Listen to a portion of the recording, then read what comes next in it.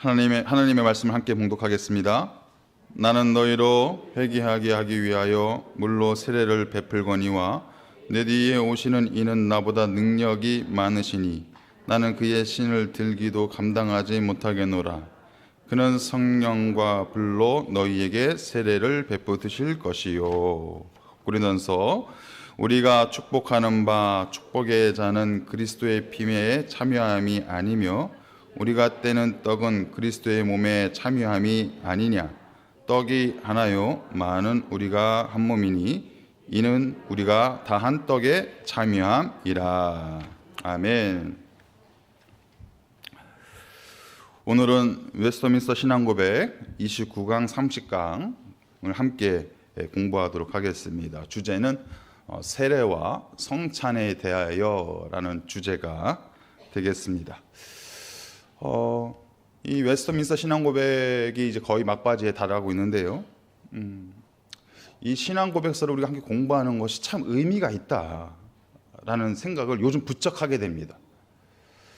왜냐하면 이 교회를 세워가는 데 있어서 정말 중요한 근간이 무엇이냐, 그것이 오랜 세월 동안 검증되어지고 또 함께 연구되어진 신학, 이 신학이라는 이 근간이 이 교회 가운데는 반드시 세워져 있어야 돼요. 눈에 보이는 신앙, 우리 성도님들의 신앙이 있잖아요. 이 교우들의 신앙이 눈에 보이니까, 우리의 신앙심이 눈에 보이잖아요. 우리가 어떻게 믿음 생활을 하고 있는지가 눈에 보이잖아요.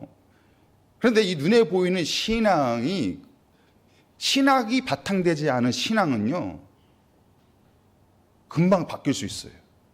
금방 변질될 수가 있어요. 그것이 목회자가 됐건 중직자가 됐건 간에 신학이 바탕되지 않은 신앙은요, 그 신앙으로만 채워져 있는 교회는요, 금방 바뀌게 되고 변질되게 되고 잘 가다가도 휘청거리게 되고 넘어지게 돼요. 그런데 이 기본기, 이 신학이라는 것은 교회의 근간이고 기본기잖아요. 기본기가 탄탄한 교회는요, 그런 영적인 공격이 찾아와도 그걸 막아낼 수가 있는 거예요. 기본기가 있으니까. 무엇이 옳고 그른지를 알으니까 그런 여러 가지 외적인 공격과 어려움이 찾아와도 그것을 버텨낼 수가 있고, 그것을 넘어갈 수가 있고, 그것을 극복해 갈 수가 있다는 거예요. 요즘 한국 교회에 또 여러 가지 안 좋은 모습들이 막 여기저기서 들려오고 있어요. 왜 그럴까? 정말로 칭찬받았던 교회들이고 존경받았던 분들이고 다 그렇게 쓰임받았던 분들인데, 그런 교회였는데 갑자기 그런 모습들 속에서 휘청거리고 있는 것을 보게 되거든요. 그러니까 우리의 기본이 참 중요한 것 같아요. 교회에 있어서의 신학이라는 기본기, 성도들의 신앙생활 속에서 그 신학이라는 기본기, 그 신학은 우리가 금방 만들어낸 게 아니잖아요. 예수님이 2000년 전에 오셔서 그 뒤로 수많은 믿음의 선조들이, 대선배들이, 사도 바울과 같은, 기라성 같은 신학의 대가들이 피터지게 연구하고 또 고난 속에서 그 신학이라는 것을 만들어 놨거든요. 그리고 우리 믿음의 선조들이 세월을 거쳐가면서 어떤 것이 바른 신학인가, 어떤 신학이 교회 가운데 꼭 필요한가, 그것을 정제되어 아주 핵심만 모아둔 것이 웨스트민스터 신앙고백이잖아요. 근데 이것이 사실은 기본이에요. 우리의 철저한 기본. 이 기본이 흔들리면 안 된다. 사실 외형적으로 보여지는 건물보다 더 중요한 것은 그 건물의 기초, 눈에 보이지 않는 기초잖아요. 그 기초의 중요성을 우리가 알게 되잖아요. 요즘 그 메이저리그에서 우리나라 선수 중에 제일 유명한 선수가 있거든요. 제일 잘 나가는 선수가 있어요.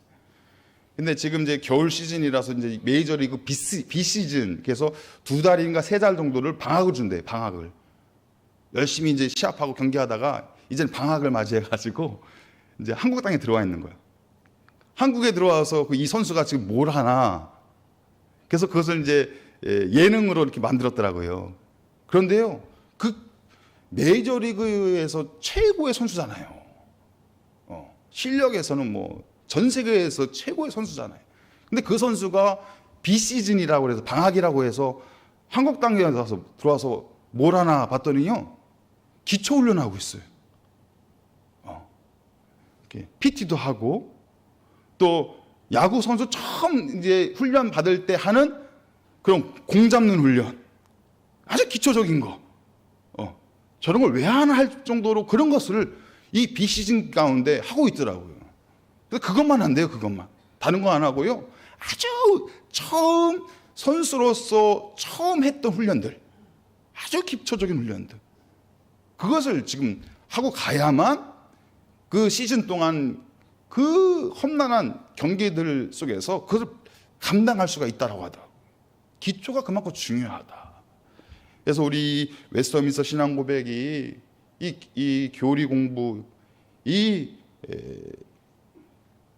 내용들이 그냥 우리에게 스쳐 지나가는 것이 아니라 우리의 신앙을 뼈대를 세우는, 이 뼈대 가운데 사랑하고 섬기고 돌보고 은혜를 나누고 열심히 기도하고 찬양하고 예배드리고 하는 우리 아름다운 그 신앙의 색깔들이 착착착착 붙으면 보기에도 아름답고 또 뼈대가 강건하니 흔들리지 않고, 그런 멋진 우리 교회의 모습으로, 우리 성도의 모습으로 우리가 날마다 자라나게 될 줄 믿습니다.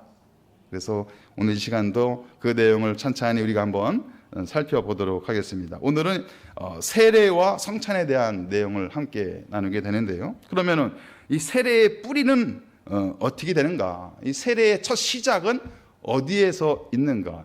그런데 구약 성경에서는요, 이 세례라는 단어가 언급되어 있지 않아요. 구약에서 우리가 발견할 수 있는 이 세례의 의미를 발견할 수 있는 것이 바로 할례입니다. 할례. 형태는 달라요. 하지만 영적인 의미는 할례와 세례가 동일하다라는 거예요. 그래서 그 내용에 보시면 구약에 할례가 나와요. 이것이 무엇이냐? 하나님의 백성으로서의 인침의 표다. 그래서 구약에서 나오는 하나님의 백성의 의미는 뭐냐면 언약 백성이에요. 언약 백성.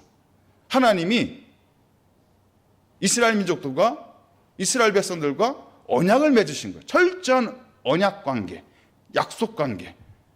그러니까 언약 관계이다 보니까 이스라엘 백성들이 하나님 앞에서 죄를 범해도 그 언약은 깨지지가 않는 거예요. 이미 약속을 해놨기 때문에, 보증을 해놨기 때문에. 그래서 구약에서 나오는 할례의 의미는 무엇이냐? 하나님 언약 백성, 하나님의 언약 백성이 되는 인침의 표다. 그럼 신약에서 나오는 할례의 의미는 뭐냐? 새로운 언약 백성의 표다. 여기서의 새로워진다는 의미, 이때 등장하시는 분이 바로 예수 그리스도. 예수 그리스도의 피로 우리가 새롭게 되었다. 죄인에서 새로운 언약 백성으로 새로워지게 된다는 것을 신약에서의 세례의 의미라고 말하고 있다라는 것입니다. 그래서 세례 요한의 물로 세례 요한이 물로 세례를 주는 것이 처음 신약에서 등장한 이후에 그의 물세례가 물세례로 끝나는 것이 아니라 이제는 성령 세례를 받아야 된다. 생명 세례를 받아야 된다. 그것을 의미하고 있죠. 그래서 세례 요한의 세례의 의미와 예수의 세례의 의미가 조금 의미의 차이가 있는데, 세례 요한의 세례는 곧 나타나실, 이 요한의 이름 앞에 세례가 붙은 것이 의미가 있어요. 그냥 붙은 게 아니에요. 왜 세례 요한이 되느냐? 이제 곧 우리에게 찾아오실, 나타나실 예수님을 믿는 믿음의 상징이다. 아, 이제 우리에게 메시아가 오실 것이야. 우리의 구원자가 이제 오실 것이야. 나는 그것을 바라보면서 하나님의 백성으로 나는 살아갈 것이야. 그런 마음을 가지고 세례를 받는 거예요. 세례 요한 때의 세례는. 그런데 이제는 예수가 오신 다음에 예수의 세례, 또 예수님께서 세례를 명하신 제자들에 의해서 일어나고 있는 세례는 무엇입니까? 이제 예수님이 오셨잖아요. 그러니까 그 오신 예수님을 내가 믿습니다. 내게 찾아오신 예수님을 내가 이제 믿습니다. 그 예수님에 대한 믿음의 표현이다라고 말할 수 있다라는 거예요. 그래서 오늘 세례의 뿌리를 간략하게 설명을 해볼 수가 있습니다. 그러면 세례의 형태는 언제부터 시작이 되었는가? 세례의 형태는 언제부터 시작이 되었는가? 이 세례라는 이 세례의 형태는요, 신구약 시대에 신구약, 신약과 구약, 구약과 신약 사이에 중간기라고 있습니다. 중간기. 신구약 중간기 시대가 있어요. 이 중간기 시대에 시작이 되었는데 그때의 이 세례의 의미는 무엇이냐? 정결의식이었어요. 정결의식. 그러니까 이방인들이 유대인이 되기 위해서는요, 반드시 이 정결의식을 거쳐야 돼요. 그래서 이방인들이 유대인이 되기 위한 세 가지 의식이 있는데 그 중에 하나가 첫 번째 신앙 고백입니다. 이방인들이 유대인이 되기 위해서는요, 반드시 세 가지를 해야 돼요. 첫 번째는 신앙 고백이에요. 하나님만이 나의 참 신입니다. 그 당시에 여러 이방신들이 있었잖아요. 그걸 다 이제는 포기하고 이제는 하나님만이 나의 참 신입니다 라는 신앙 고백이 있어야 돼요. 신앙 고백. 이방인들이 유대인들이 되기 위해서. 또 하나의 두 번째 의식은 할례 의식입니다. 할례 의식. 이 할례라는 것은요, 구약시대, 구약성경에 나오는 이 할례는요, 유대인이다라는 것을 보여주는 거예요. 그 표예요. 내가 유대인입니다라는 표가 바로 할례라는 거예요. 할례. 그러니까 이방인들이 유대인이 되기 위해서는 반드시 할례를 해야 돼요. 이방인의 표를 가지고 있으면 안 돼요. 유대인의 표를 가지고 있어야 돼요. 그래서 할례 의식을 해야 된다. 세 번째가 세례 의식입니다. 세례 의식. 세례 의식의 의미는 이 당시에 세례 의식은 정결 의식이에요. 정결 의식. 왜냐하면 유대인들의 입장에서는요, 자신들을 뺀 다른 사람들은 다 더러운 사람들이에요. 유대인들만이 하나님의 백성이에요. 선민이에요. 다른 백성들은 다 더러운 사람이에요. 그 더러운 이방인들이 유대인이 되기 위해서는요, 그 더러움을 씻어내야 돼요. 그것이 바로 정결의식이에요. 그것이 바로 세례의식이다. 그래서 이런 세 가지 의식을 통해서 그 신구약 중간기 시대에는 이방인이 유대인으로 될 수 있었다는 거예요. 그것을 의미하는 거예요. 그리고 이 세례의 본격적인 의미가 등장하는 것이 바로 신약에 나오는 세례 요한이 등장하면서 우리가 알고 있는 세례가 우리 가운데 그 의미가 우리 가운데 찾아오는 거예요. 하나님께서 세례 요한에게 명령하잖아요. 너는 가서 물로 세례를 베풀라. 그 요한복음 1장에서 하나님께서 세례 요한에게 명령을 해요. 너가 가서 이제 물로 세례를 베풀라. 그러면서 저 세례 요한이 가는 곳곳마다 천국이 임할 것입니다. 당신들의 죄를 회개하고 지금 곧 세례를 받으십시오. 세례 요한이 그렇게 외치고 다녔다라는 거예요. 그런데 세례 요한이 보여준 그 정결의식, 그 세례의 정결의식에는 세 가지 중요한 특징이 있었어요. 세례 요한이 말하고 있는 세례의 중요한 특징은 무엇이냐? 첫 번째는요, 유대인들에게 선포했어요. 이상하죠? 좀 전에 제가 세례를 설명했을 때 이 세례는 이방인들이 유대인이 되기 위해서 하는 정결의식이었잖아요. 그런데 세례 요한이 지금 이 세례를 누구한테 말하고 있다고요? 유대인들한테 말하고 있어요. 굉장한 도전이죠. 유대인들이 이걸 들었을 때 어떤 마음으로 들었을까요? 그럼 내가 더러운 인간이야? 내가 더럽단 말이야? 이거 무슨 소리야? 세례 요한이 지금 이 세례를 선포하고 있을 때는요, 유대인들을 향해서 선포하고 있는 거예요. 이방인들을 향해서 하는 게 아니에요. 유대인들을 향해서. 그것이 어떤 의미입니까? 그래, 너희들도 죄인이야. 예수를 만나기 전까지는 너희들은 죄인이야. 예수를 영접하기 전까지는 모든 사람은 다 죄인이야. 예수를 믿기 전까지는 모든 사람들이 다 죄인이야. 이것을 강력하게 선포하고 있는 거예요. 세례 요한이. 두 번째, 세례 요한의 세례의 특징은 뭐냐? 그리스도를 예비하는 세례. 그러니까 세례 요한이 세례를 베푸는 것은 무엇이냐? 이제 곧 예수께서 오셔서 우리에게 진정한 세례를 베풀어 주실 것이다. 예수가 우리의 왕으로 오실 것이다. 우리의 구원자로 오실 것이다. 그러니까 예수님을 예비하기 위한 세례 요한의 세례였다는 거예요. 세 번째 특징은 무엇이냐? 세례 요한의 세례는요, 여전히 율법 아래에 있는 세례예요. 그러면 이 율법을 넘어선 율법이 완성된 세례는 누가 줄까요? 예수님께서 주시는. 세례 요한이 말하고 있는 세례는 아직까지는 율법의 지배를 받고 있는 세례는. 그런데 이제 예수님께서 오셔서 예수님께서 우리에게 세례를 주실 때 그 세례야말로 율법의 완성, 우리가 율법을 넘어서는 율법의 마침이 되는 예수님께서 오셔서 주시는 세례야말로 그 율법의 완성이다. 그것을 세례 요한이 말하고 있는 거예요. 그리고 예수님의 세례는 어떤 세례냐? 첫 번째는 예수님의 세례는 새 언약의 세례이다. 새 언약의 세례. 아까 할례를 뭐라고 그랬죠? 하나님과 이스라엘 백성들의 언약의 관계에서 나오는 표라고 그랬잖아요. 언약 백성의 표. 그런데 그 언약 백성의 표에서 이스라엘 백성들 가운데는 죄가 있었잖아요. 죄가. 하나님은 물론 이스라엘 백성들을 포기하지 않으셨죠. 언약이 맺혀져 있으니까. 하지만 끊임없이 이스라엘 백성들은 하나님 앞에 불순종했잖아요. 끊임없이 죄를 범했잖아요. 구원이 완성될 수가 없는 거예요.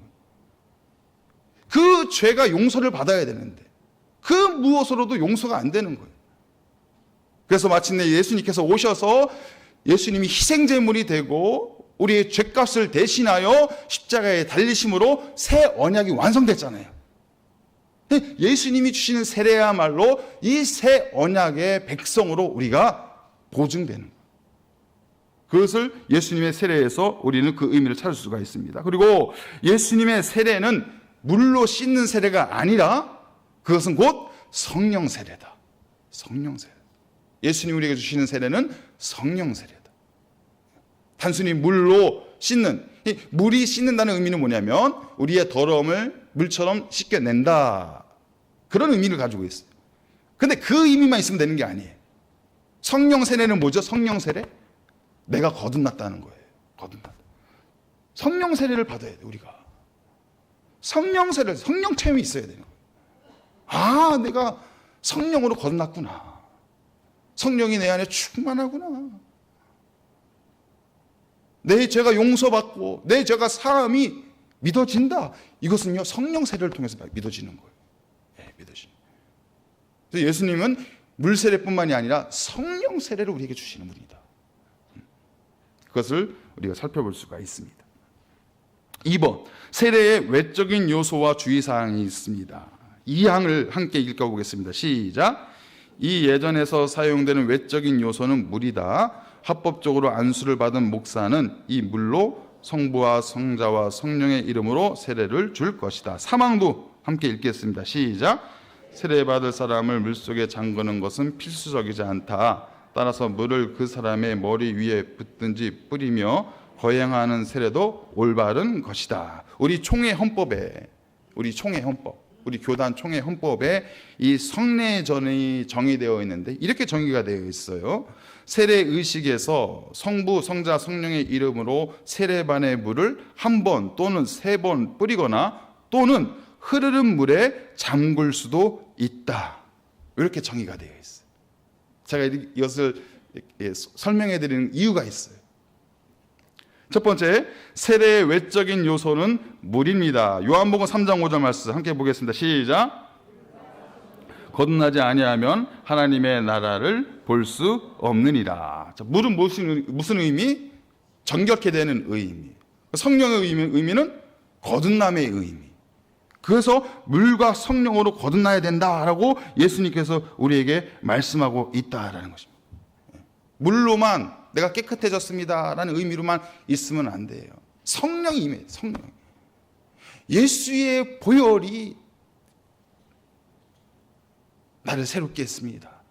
예수의 보혈이 나를 거듭나게 했습니다. 예수의 영이, 그리스도의 영이 내 영을 온전케 했습니다. 내 영을 새롭게 했습니다. 이것은요, 물세례로만 가능한 게 아니에요. 성령의 감동으로, 성령의 기름 부으심으로 이것을 우리가 고백할 수 있다라는 것. 이 세례라는 의미, 영어의 의미는요, 잠긴다라는 의미를 가지고 있어요. 잠긴다. 그래서 우리가 이 세례를 이미지를 보면요, 이 흐르는 강물에 사람이 푹 담가졌다가 이제 나는 죽고 다시 일어나면서 나는 이제 살았습니다 라는 그런 침례의 의미가 강하잖아요. 침례. 그래서 이 물세례, 물을 뿌리거나 하는, 또 관세례, 흐르는 물에서 하는 것이 아니라 이런 세례관에 물을 담아서 그 안에 들어가서 하는 세례, 그것을 인정하지 않는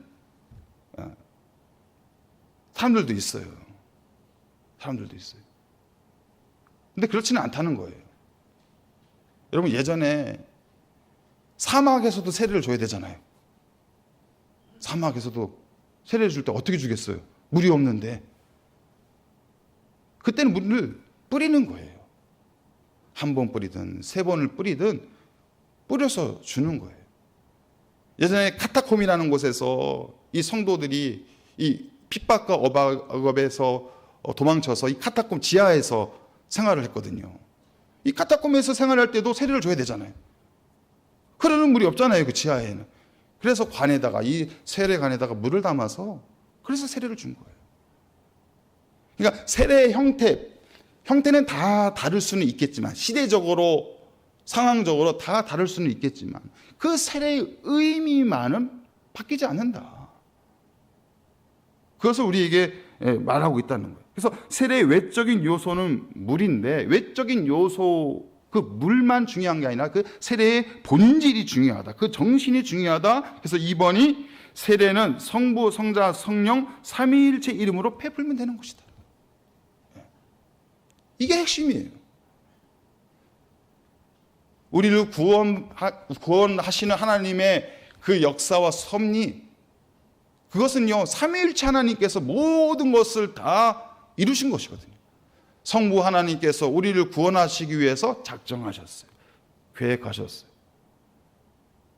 성자 하나님 예수님을 통해서 우리의 구원의 사역이 완성됐어요. 성취됐어요. 성령 하나님을 통해서 우리의 구원의 사역이 실행이 된 거예요. 이루어져 가는 거예요. 그러니까 삼위일체 하나님의 그 사역을 통해서, 그 하나님의 사역을 통해서 우리의 구원의 사역이 완성되었기 때문에 세례는 성부, 성자, 성령, 삼위일체 이름으로 베풀면 되는 것이다. 그리고 세 번째, 세례는 합법적으로 안수를 받은 복음의 사역자, 목사에게 받아야 합니다. 이것은 교회의 질서를 말하고 있는 거예요. 아무나 세례를 줄 수 없다는 거예요.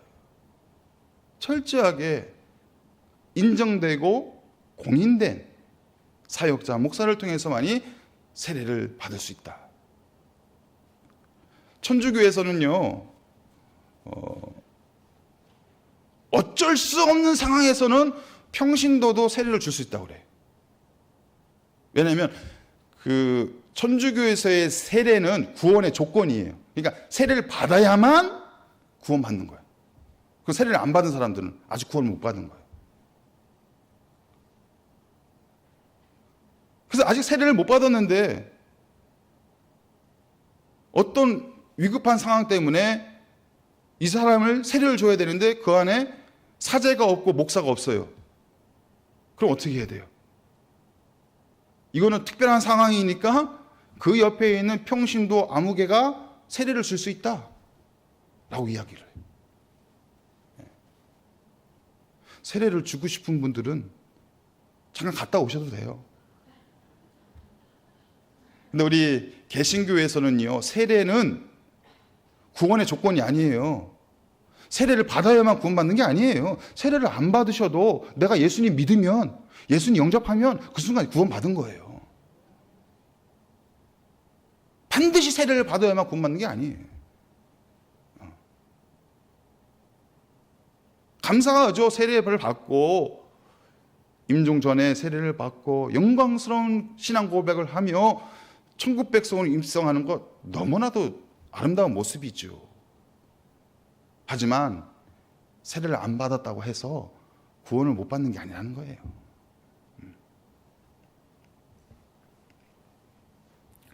4번을 보겠습니다. 세례는 한 번만 받는 성례입니다. 7항 함께 읽겠습니다. 시작. 세례의 성례는 어느 사람에게든지 한 번만 베풀 것이다. 내가 세례를 받았는지 안 받았는지 헷갈려. 그런데 받은 것 같기는 해. 누군가 내 머리에 손을 얹어서 물을 뿌린 것 같은 기억은 어설프게 있어. 세례 받은 거예요. 나는 기억 못하지만 그 사역자 목사의 손길을 통해서 세례를 주신 분은 누구예요? 삼위일체 하나님이 주셨잖아요. 하나님 다 기억해요. 다 기억하고 계세요. 하나님의 기억이 중요한 것이지. 그래서 막 세례를 2번, 3번 내가 군대에서 받은 세례는 조금 마음이 찜찜했는데 그때는 내가 솔직히 쪼꼬파이 때문에 가서 내가 세례를 받은 거라서 내 신앙 고백을 받은 게 아니라 내가 쪼꼬파이 눈이 멀어서 가서 받았기 때문에 내가 나이 중에 나이를 먹고 보니 찝찝하고 좀 마음이 편치 않으니 내가 다시 한번 제대로 한번 받겠습니다. 그건 본인 생각이고 하나님이 이미 그때 받았다니까요. 그 영혼 세례를 받는 순간 하나님께서 그 영혼을 받으신 거예요. 하나님이 한번 우리를 자녀로 택정하시고 구원하셨으면 변함이 없어요. 이제는 취소가 없어요. 우린 취소될 것 같다라는 생각을 갖고 있지만 그렇지 않아요. 그래서 세례는 한 번만 받는 것이다.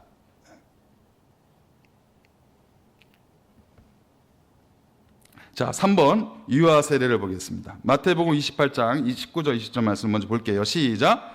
그러므로 너희는 가서 모든 민족을 제자로 삼아 아버지와 아들과 성령의 이름으로 세례를 베풀고 내가 너에게 분부한 모든 것을 가르쳐 지키게 하라. 볼지어다 내가 세상 끝날까지 너희와 항상 함께 있으리라 하시니라. 아멘.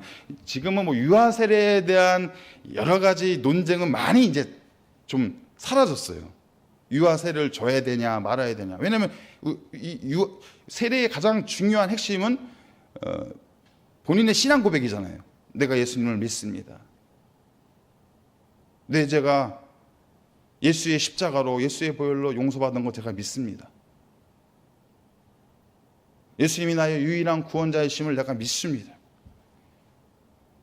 이 문답과 신앙 고백을 통해서 세례를 받는 거잖아요. 근데 애기들은 세례를 받을 때 자기가 그것을 표현할 수가 없잖아요. 자기의 의사를. 그래서 그 문제 때문에 그럼 유아 세례를 인정해야 되느냐 인정하지 말아야 되느냐 그거에 대한 여러 가지 논쟁들이 있었는데 지금 요즘은요 많이 이것이 사라졌어요. 왜냐하면 이 세례의 의미가 뭐죠? 언약 백성. 구약에 있었던 할례의 의미가 그렇잖아요. 하나님과 이스라엘 백성들의 언약의 관계, 언약에 초점이 있는 거예요. 우리 아기들은 부모의 믿음을 가지고 하나님과 언약이 되어 있는 그 자녀라는 것이죠. 비록 본인들이 직접 맺은 건 아니지만 그 아기를 낳은 부모들의 신앙을 가지고 하나님과 언약을 했다는 거예요. 하나님께 그 영혼을 올려드렸다는 거예요. 하나님이 그 영혼을 그 부모의 신앙 고백을 통해서 받으신 거예요. 그것을 우리가 생각해 봐야 되고, 그리고 마태복음 방금 우리가 읽은 28장 말씀에서 제자들로 하여금 예수님께서 부활하시고 승천하시기 전에 제자들에게 마지막 지상명령을 내리실 때의 말씀이잖아요. 그래서 너희 가서 모든 민족을 제자로 삼아서 아버지와 아들과 성령의 이름으로 세례를 베풀라 명령하셨어요. 그리고 요소의 모든 민족, 모든 사람들은 그 아이들도 포함하는, 그 갓난아기도 포함되는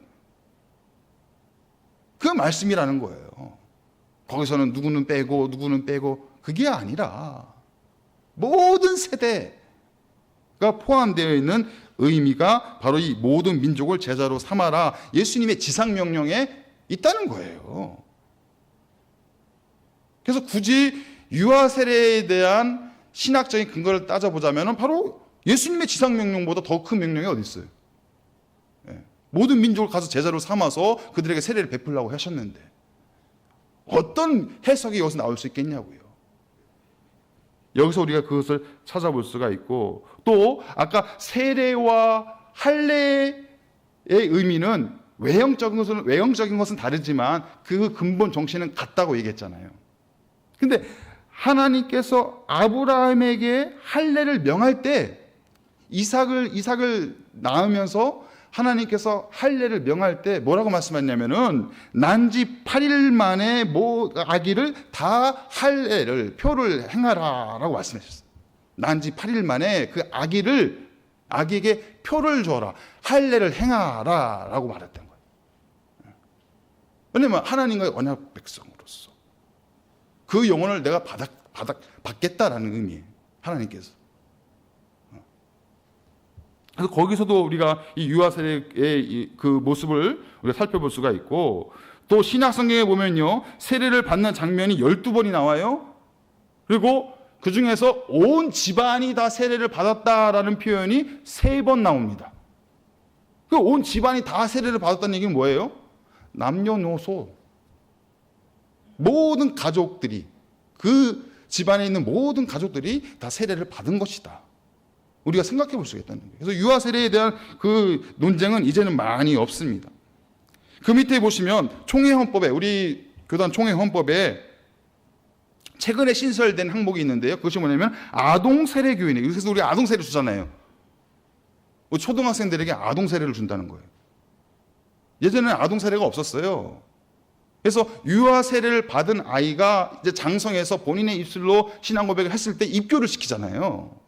그것만 있었지 이 중간에 있었던 초등학생들에게 대한 아동 세례가 없었다는 거예요. 근데 최근에 우리 교단법에서 아동 세례를 신설을 했어요.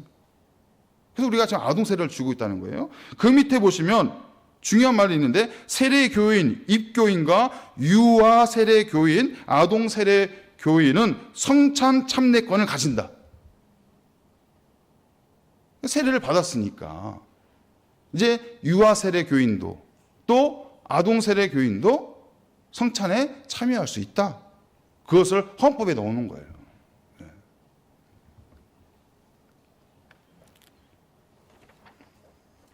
자, 세례의 의미를 이렇게 살펴봤고요. 이어서 바로 우리 성찬에 대해서 한 번 더 살펴보도록 하겠습니다. 자, 성찬의 제정 1항, 우리 밑줄 친 것만 볼게요. 1항 밑줄 친 것만 시작. 우리 주 예수께서 배반을 당하시던 날 밤에 주의 만찬이라고 부르는 자기의 몸과 피에 의한 성례전을 제정하셔서 자기의 교회에서 세상 끝날까지 지키게 하셨다. 이것이 예수님의 명령. 성찬의 제정을 누가 했다고요? 어느 신학자가 했을까요? 아니에요. 예수님께서 하신 거예요. 성찬의 제정. 그리고 성찬의 제정은 예수님께서 하셨다. 이것이 핵심이에요. 또 하나는 성찬이 제정된 위치가 중요해요. 뭐라고 합니까? 성찬이 제정된 위치가 어디에 있을까요? 자기의 교회에서의 성찬. 성찬은 교회에서만 해야 되는 거예요. 교회 밖 세상에서는 성찬을 할 수가 없어요. 예수님께서 제정해 놓으신 거예요. 그래서 우리 코로나 시대 때 참 어려웠잖아요. 교회에 못 들어오니까. 그때 코로나 시대 때 시기에 가장 신앙생활의 어려움이 무엇이었습니까? 예배를 못 드리는 거, 그리고 성찬을 못 하는 거. 그렇잖아요. 근데 또 한국 사람들은 또 대단해요. 한국 교인들이 대단해요. 그래? 본당에 못 들어가게 한다고? 주차장에 모여요. 이제는 주차장에. 우리 교회도 그렇게 하셨어요? 제가 전에 했던 교회에서는요, 그 주차장에다가 뭘 설치해놨냐면, 우리 그 선거운동할 때 보면은요, 큰 트럭에 이렇게 대형 화면이 설치가 돼 있잖아요. 그래서 그걸 높이 올리잖아요. 그래서 막 거기서 막 선거운동 하잖아요. 그 대형 트럭을 불렀어. 주차장에다가. 그래서 그걸 딱 설치해 놓고, 큰 화면 올려놓고, 성도들은 주차장에 딱 주차한 다음에 차 안에서 예배를 드리는 거예요. 차 안에서. 그 화면 보면서. 교회를 못 들어가게 하니까, 본당에 못 들어가게 하니까, 안 되겠다 하더니, 그런 방법을 쓰더라고요. 또 하나의 문제가 이제 성찬식을 못 하잖아요. 성찬식, 이 거룩한 예식을, 예수님의 몸과 피를 받는 이 성찬식을 못 하잖아요. 그럼 어떻게 했어요? 그렇게 해서 이제 나가실 때 화면에서 목사님이 딱 집례를 하고 이제 성도들이 나갈 때 성찬 키트를 만들어가지고 그렇게 하셨죠?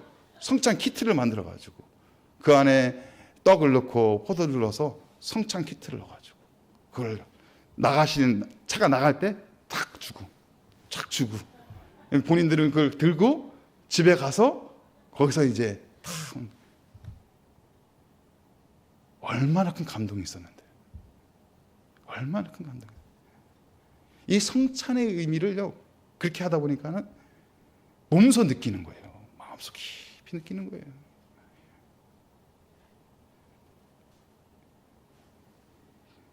성찬이 제정된 그 교회에서 함께 성찬을 나누는 것, 이것이 복된 삶이고 우리에게 있는 신앙생활에 있어서 가장 큰 유익임을 우리가 기억하시길 바랍니다. 예.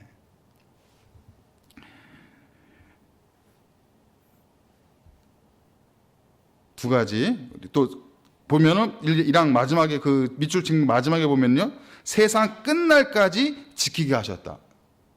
그러니까 예수님이 다시 오시는 재림하시는 그 순간까지 우리는 성찬을 하셔야 돼요.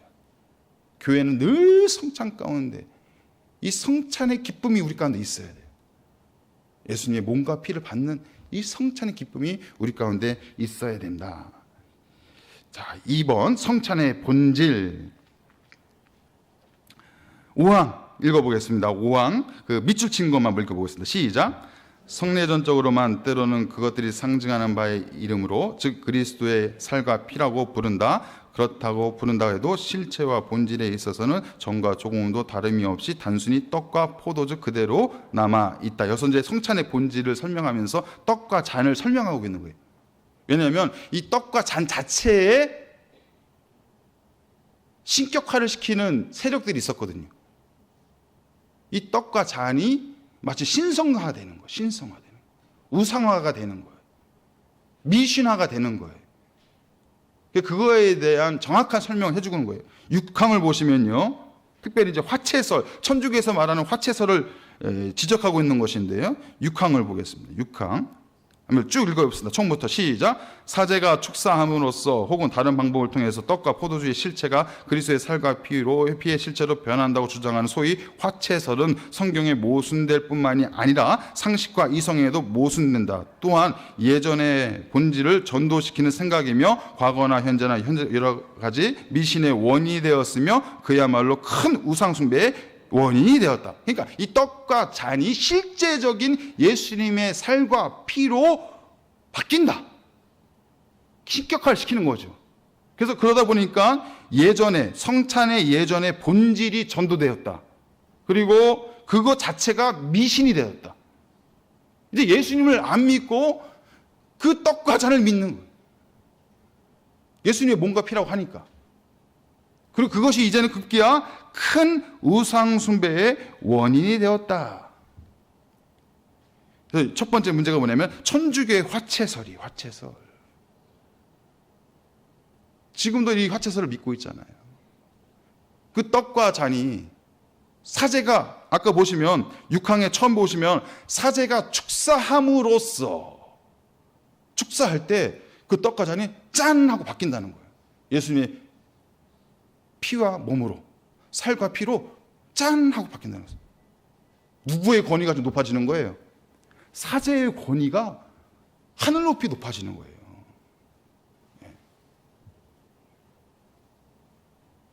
이 화채설에는 분명한 문제가 있다는 것입니다. 그건 상식적으로도 많지 않고, 신학적으로도 많지 않고, 성경적으로도 맞지 않고, 무엇으로도 맞지 않고, 그건 단순히 사제의 권위를 높이기 위한 설명일 뿐이다.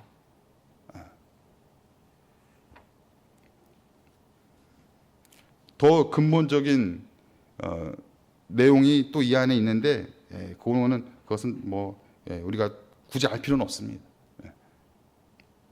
두 번째, 그래서 천주교의 화채설에 대한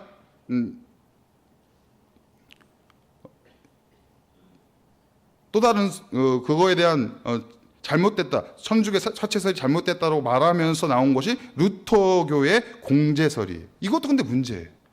이거는 무엇이냐?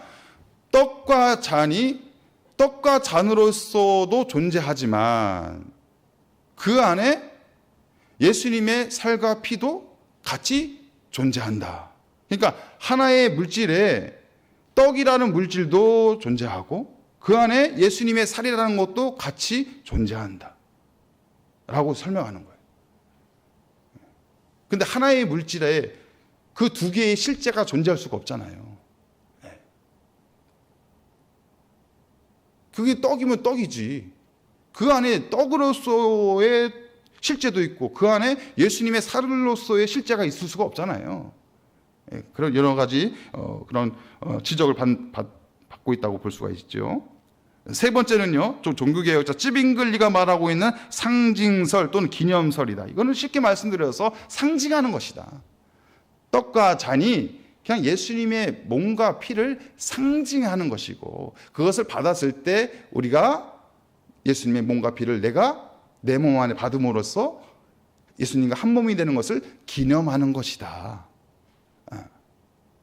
이렇게 좀 어떻게 보면은 쉽게 설명을 했어요. 좀 이렇게 약하게 설명을 한 것이죠. 그래서 여기서도 우리가 더 깊게 살펴봐야 될 것이 바로 칼빈이 말하고 있는 영적 임재설. 그래서 우리 장로교에서 믿고 있는 것이 바로 영적 임재설이에요. 영적 임재설. 그것이 찌빙글리의 상징설 또는 기념설에서 연장되어 있는 영적 임재설을 우리가 따르고 있다는 거예요. 뭐냐? 그 떡과 잔은 떡과 잔으로서 존재하지만 예수님이 영적으로 그 자리에 임하셔서 우리에게 성령의 감동을 주시고 떡과 잔을 마실 때 그것이 내게 예수님의 몸과 피로 느껴지도록 내 안에서 성령께서 그것을 운행하신다. 떡과 잔은 맞지만 그것이 물론 무엇으로 확 변하고 바뀌는 것이 아니라 그 내가 받는 떡과 잔에 예수님께서 영적으로 임재를 하시는 것이다. 우리는 이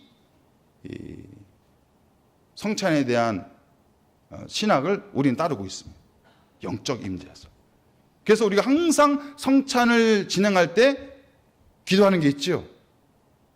예수님, 이 자리 가운데 임하옵소서. 떡과 잔 가운데 예수님 임하옵소서. 우리가 떡과 잔을 받을 때 우리의 영 가운데, 우리의 마음 가운데 예수님 임하옵소서. 초청하잖아요. 예수님을 초청하는 거예요. 물론 떡과 잔이 아까 우리 찌빙그리가 얘기했던 것처럼 그게 예수님의 몸과 피를 기념하는 것도 있어요. 그런 의미로 우리가 받을 수도 있어요. 우리가 생일 잔치를 하게 되면 생일 케이크를 켜놓잖아요. 생일 케이크를 왜 켜놔요? 생일이니까 켜놓은 거잖아요. 그럼 뭐냐? 기념하는 거예요. 생일을 기념하는 거예요. 근데 그 케이크, 그 생일을 맞은 사람의 몸과 피로 바뀌는 게 아니잖아요. 그럼 큰일 나는 거 아니에요. 그죠? 그래서 그걸 기념하는 거예요. 기념하지만 거기서 더 깊은 의미로, 영적인 의미로 기념하고 기억하는 건 맞지만 더 영적인 의미로 우리 칼빈 선생님이 말한 것처럼 그 안에 주의 영이 임한다. 예수의 영이, 그리스도의 영이 우리에게 임하시옵소서. 임한다는 거예요. 그래서 성찬을 받을 때 깊은 감동을 누리는 것이 무엇이냐? 떡이 맛있어서, 포도주가 맛있어서 감동을 받는 게 아니라 그 안에 주의 영이 찾아오셔서 우리에게 깊은 감동이 찾아오는 거예요. 예. 그것을 의미하고 설명하고 있는 것입니다. 3번, 주의 만찬의 특별한 의미, 사망. 우리 읽겠습니다. 시작. 이 예절을 집행하도록 목사를 택하셨다. 목사는 신자들에게 재정의 말씀을 선포하고 기도하고 떡과 포도주를 축사하여 그것을 다른 것과 구별하여 거룩하게 사용해야 된다. 또한 떡을 집어 들고 떼고 잔을 들어 그 자신을 예전에 참여할 뿐만이 아니라 떡과 잔을 참여자들에게 나누어 주어야 한다. 그러나 그때 그 자리에 참석하지 않은 자에게는 나누어 주지 못한다. 여기서 제가 밑줄을 쳐놨고 그 성찬의 특별한 의미를 세 가지로 우리가 왜 성찬을 받아야 되고 왜 우리가 성찬을 받은 사람답게 살아가야 되는지를 세 가지로 핵심적으로 말하고 있는 것이 바로 세 가지 줄을 쳐놓은 그 의미입니다. 첫 번째는요, 떡과 포도주를 축사하셨다 그러죠. 그죠? 축사하셨다. 하늘을 들어 축사하셨어요. 그리고 그 떡을 찢으시고 떼어서 나누어 주셨다는 거예요. 그래서 실제적인 성찬에 우리가 이제 교회가 커지고 성도들이 많아지니까 그렇게 못해서 아쉬운 건데 사실은요, 이 떡은요, 분병을 할 때는요, 떡을 떼는 거예요. 예수님의 살을 떼는 거예요. 그 의미가 더 깊은 의미예요. 그리고 그 떡과 잔을 뭐라고 그래요? 마지막 세 번째, 나누어 주어야 된다. 이것이 성찬의 의미예요. 어떤 의미냐면은 하나님께서 저와 여러분들을 택하셨잖아요. 그리고 저와 여러분들을 축복하셨잖아요. 그리고 저와 여러분들을 세상 가운데 보내셨잖아요. 이것이 성찬의 의미라는 거예요. 예수님께서 보여주신 성찬의 모습, 떡을 들어 축사하시고 그 떡을 찢으시고 그 살을 찢으시고 그 살을 떼어서 제자들에게,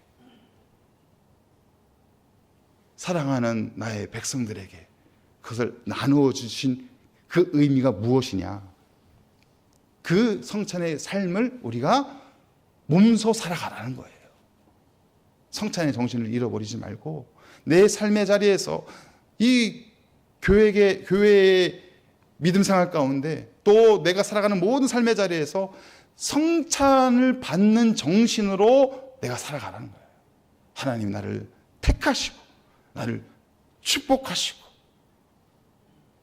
예수님께서 살과 피를 쏟으신 것처럼 나도 세상 가운데 나아가서 나누어주고 베풀어주는 삶으로, 사랑하고 희생하는 삶으로, 내 것을 얻기 위해서 다른 사람 것을 빼앗아 오는 것이 아니라 내가 조금 양보하고 희생할지라도 나누고 베풀어주는 삶을 살아라.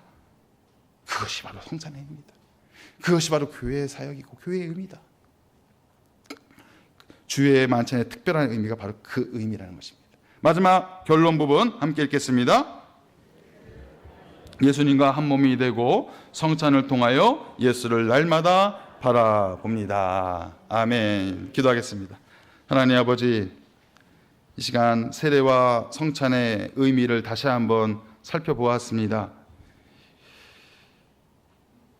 예수님께서 보여주신 그 성찬의 의미, 그 떡을 축사하시고 그 떡을 떼어서 그 살을 찢으셔서 사랑하는 백성들에게, 제자들에게 나누어 주신 것처럼 우리 또한 그 성찬의 마음과 정신을 마음속에 새기고 하나님께서 우리를 구별하시고 택정하시고 우리를 축복하시고 세상 가운데 보내신 것처럼 우리가 하나님이 기뻐하시고 하나님이 말씀하시는 믿음의 삶, 성도의 삶을 살아갈 수 있는 우리 교회와 우리 성도님들 다 될 수 있도록 함께하여 주시옵소서.